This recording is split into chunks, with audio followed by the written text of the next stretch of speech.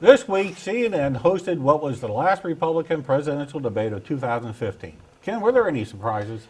Well, I have to admit I was very surprised by some of the technical ineptitude of some of the candidates. Especially with comments about let's fight a war against encryption and let's shut off parts of the internet. I was quite terrified by some of the remarks, that either want to censor free speech or invade our privacy. Or start World War III?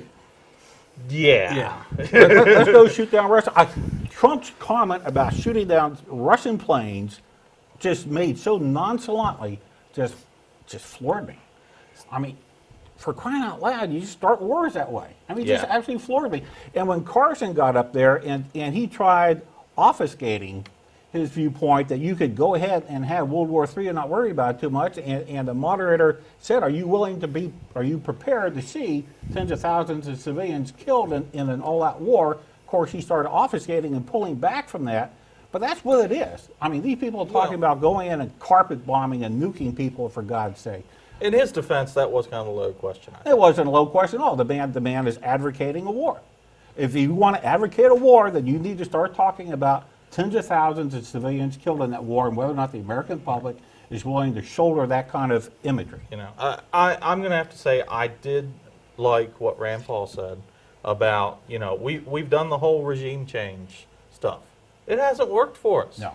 Let's try something else. Let's try leaving them alone. Right. Let's go back. Let's go back to what we did during the Cold War, which worked very well. It kept international peace more or less for quite a long time. And that is, if a dictator was friendly toward us or at least left us alone, we left that dictator alone. Well, under Obama, we have lost every good country that loved us. They don't support us anymore. And they don't trust us. They don't trust us anymore. He's the only president I think went around and said, "I'm sorry, please accept my apology." You know what Obama hasn't done though is he hasn't invaded a country unnecessarily. He hasn't destabilized an entire because he's a region. weak president. Oh well, okay. So us invading Iraq with absolutely no reason for doing so made George Bush strong.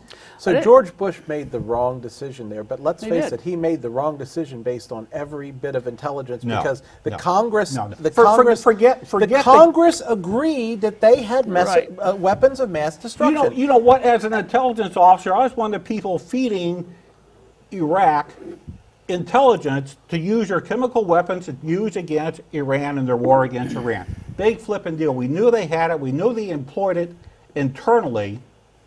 There's no indication that those weapons, if he had them, were any danger to the United States. None whatsoever. North Korea's got chemical weapons. I don't see us invading North Korea. You can name any number of other nations that have chemical weapons. You don't see us invading them. So what if he had chemical weapons? Why invade the man if he's not using them to harm or threaten the United States or American allies, which he was not. And in doing so, you destabilize an entire region, which the first George Bush very wisely pulled back from doing during the first Gulf War. And we have 20/20 vision in hindsight, and I don't think there's anyone, at least that I know of, that would disagree with your thought process as we view it today. Well, I'll tell you what, Bernie Sanders knew at the time that was wrong. Colin Powell knew at the time that was wrong. That was a lucky guess. After, please. After 9/11, so after anybody who was right was a lucky guess. No, I'm not saying that. My point is that after 9/11, our thoughts on risk tolerance changed. And at that point, I can see where George W. Bush would have seen the potential risk in Iraq. Well, plus, this guy there was no intelligence saying he was a risk to the United States. There was none. He had weapons of mass destruction. Oh, okay. So I'll say he had chemical weapons. So what? So there's North Korea. Let's go invade North Korea next. He had proved himself to be a threat to his neighbors. So his neighbors were Iran. Be a threat to Iran. So what? His neighbors we want to were be Kuwait. a threat to Iran now. Well, the biggest and we stopped that, didn't we?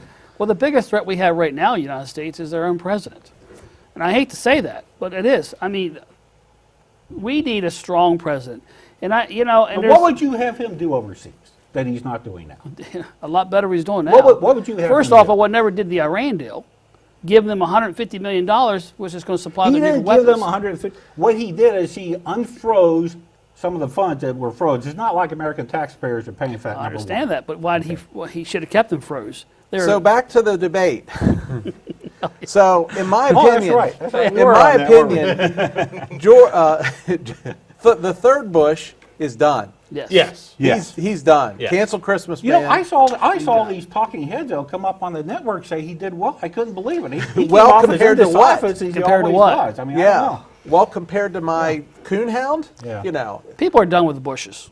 yeah, I think they are, and think I'm we glad they are, frankly. And you know, I think W made a lot of mistakes, but compared to the current one, anyway. I think Jeb would have had a better chance if he were a better candidate. I don't He's think not a good being a Bush candidate. at this point in time in history was good for him. But if he were a better candidate, I think he would have done far better than he did. People loved Ted Cruz, and I just don't understand that. And the people that I'm hearing say they loved them are the radio pundits that are probably on the far Oh, right. and here's another hypocritical moment with somebody like Ted Cruz talking about how Obama has destroyed the American military. Please, I mean, who is in charge of sequestering? That was Ted Cruz and the Tea Party guys that ripped up the American military. I mean, come on. Well, the president's got to sign off, and the president has reduced the Marine Corps. I mean, he has reduced a lot of a military force, and you know, really, he's our commander-in-chief. If you look at it, I served the military 21 years. Our leader is commander-in-chief.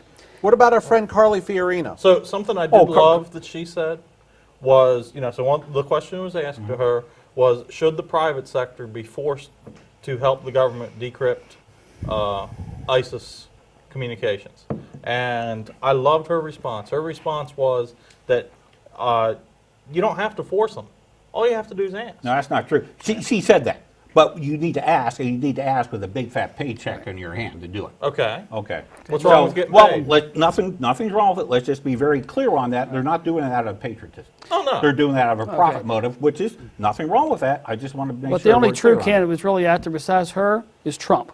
Trump does not paid off by lobbyists, and I know what your feelings are about what he said. But I tell you, Trump is right.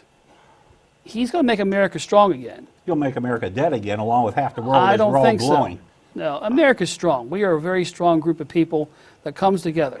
There's only so much you can do when those missiles start coming down. Trump is a master marketer. He is that. I'll grant you I this. don't know if he even believes half the stuff that he says. He's playing to his base. He is And playing I to his suspect, voter I base. suspect that a lot myself. And I think that, you know, if he keeps playing to his voter base, either it's going to go really, really good for him or really, really bad for him. What about Rubio? I like Rubio. I don't like a lot of what he says, but I get a very strong sense of sincerity from him and a very strong sense of intellect from him. Him and when Cruz he got in a talks. shout match last night. Yeah, Ted was just Cruz not just right. doesn't impress me. He seems just awkward to me. So now the rumor that I heard, I had someone send me a rumor. Now, I don't know if this has got any factual basis whatsoever. The rumor is that Trump is going to eventually stop running and become vice president candidate for Ted Cruz. Well, I tell you what, he's doing Cruz a world of good. He makes Cruz look halfway reasonable, where he's not. But here's the problem. You know, if this stuff stays, and I don't think Trump is electable in a general election, just my opinion. I don't think he's electable. But if this stays the way it is, and all of these candidates stay in because they think Donald Trump at some point is going to get out, and so far, even though you know nobody's really attacking each other in the Republican Party, which limits their need to spend on negative attack ads and so forth, we could go into the second set of primaries still having a bunch of people in the race. Yeah. And now, you know, and if Trump keeps his numbers, then you've got 50% 50% of the vote. So Cruz or Rubio or whoever is eventually the nominee hasn't won any primary. You know, 5 or 6 or 7 primaries in. Trump's making them work hard. We need to, gentlemen, I'm sorry, we need to call an end to this. Stay tuned. Last call is next.